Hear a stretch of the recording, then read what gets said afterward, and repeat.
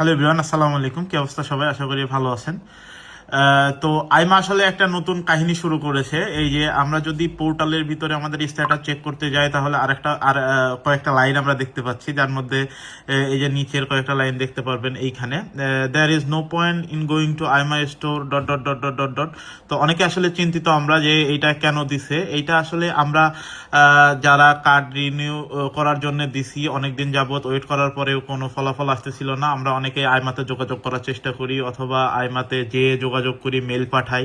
তো এইগুলোতে আইমা kinds of বিরক্ত, বা তারা আসলে আমরা এত পরিমাণে লোক রেগুলার তাদের সাথে যোগাযোগ করি, এটাতে তারা এক ধরনের বিরক্ত হয়ে এই লাইনগুলো যোগ করেছে। এটার অর্থ হচ্ছে যে আপনার আসলে তাদের সাথে যোগাযোগ করার কোনো ভিত্তি নাই, আপনি যোগাযোগ করেও কোনো লাভ নেই। তাদের যখন সময় হবে তারা আপনার স্ট্যাটাসটা চেঞ্জ করবে। আপনার যোগাযোগ করাতে আপনার কার্ড তাড়াতাড়ি হবে কোনো কিছু, এরকম কোনো কিছু না। সো ওয়েট করুন। সকলের জন্য শুভকামনা। আর ভালো লেগে থাকলে ভিডিওটা অবশ্যই আপনার বন্ধুদের সাথে শেয়ার করে দিবেন। আল্লাহ হাফেজ।